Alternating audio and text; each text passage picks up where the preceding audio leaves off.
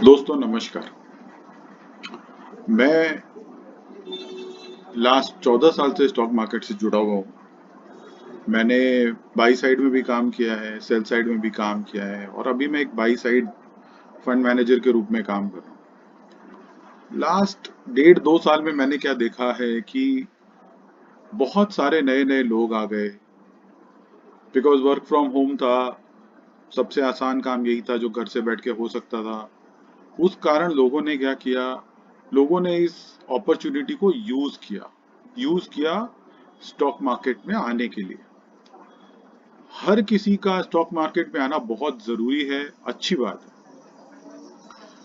अच्छी बात इसलिए है क्योंकि अगर आप डेटा देखेंगे तो टोटल इन्वेस्टर्स जो इंडिया में हैं, इतनी बड़ी पॉपुलेशन में हमारा अभी सिर्फ 5% ही है जो कि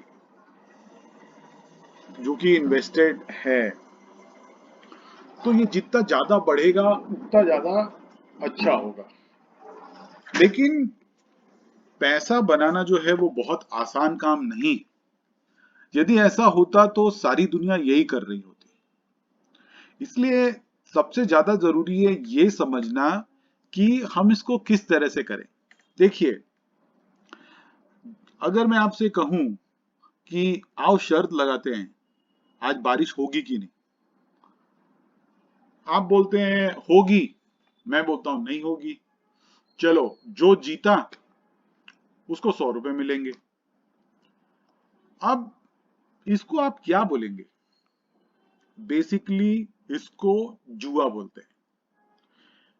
आप अगर अपने पूरा पेरेंट्स के पास जाएं या ग्रैंड ग्रैंड पेरेंट्स के पास जाएं, उनके अंदर अभी भी ये सोच है कि स्टॉक मार्केट एक जुआ है।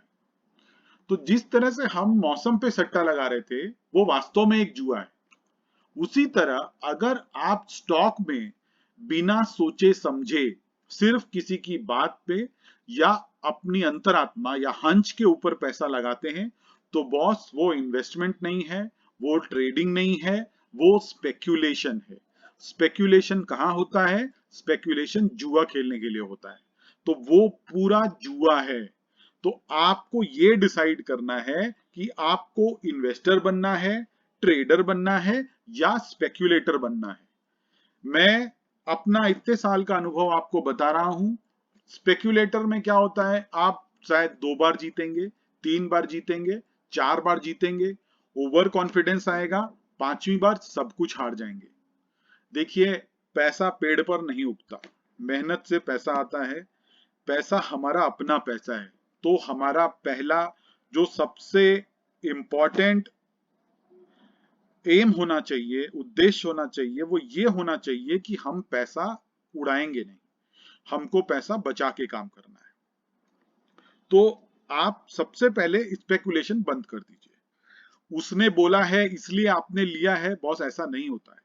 आपको मैं बोलूं आप एक मोबाइल खरीदो, भाई साहब, आप एक मोबाइल खरीदने के लिए अगर आपको ऑनलाइन भी खरीदना होता है तो आप फ्लिपकार्ट में जाते हो, आप अमेजन चेक करते हो, आप उस क्रोमा चेक करते हो, विजय सेल्स चेक करते हो, आप उस पर्टिकुलर ब्रांड की वेबसाइट चेक करते हो, उसका रिव्यू देखते हो, आप कितना कुछ करते हो। क्यों? क्योंकि आपके यहाँ पे 10,000 रुपए लगने वाले हैं और आप एक मोबाइल लेने वाले हैं।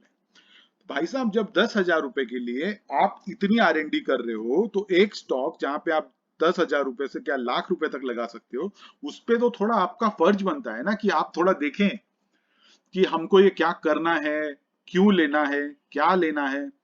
पहली चीज, अगर आप खुद करना चाहते हैं तो आप स्टॉक में डालिए, लेकिन आपको पूरी स्टडी करनी पड़ेगी। और अगर आपको लगता है कि आप सक्षम नहीं हैं, आपसे नहीं हो सकता, आप को थोड़ा मुश्किल है, तो उसके लिए ही म्यूचुअल फंड बनाए गए हैं।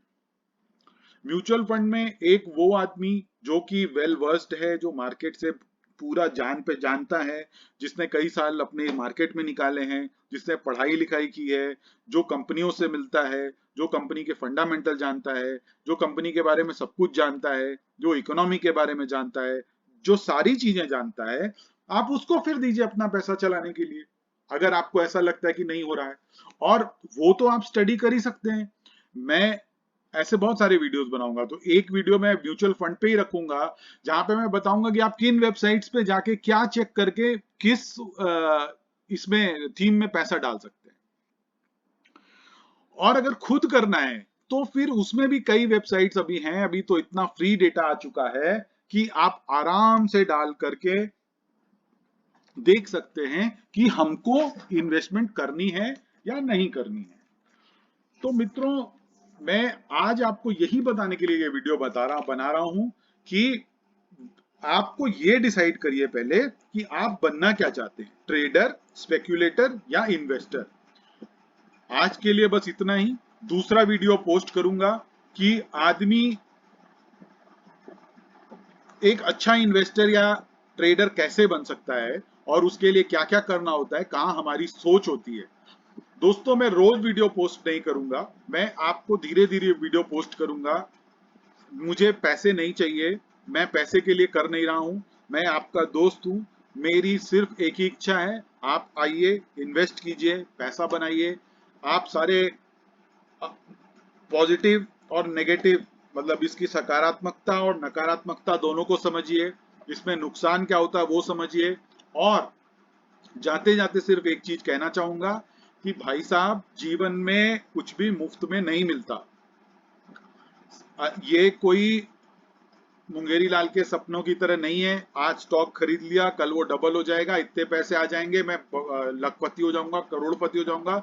अगर ऐसा ये पैसा बनाने की मशीन होती तो पूरी दुनिया यही कर रही होती। इसलिए मेरा सबसे पहला आप लोगों को जो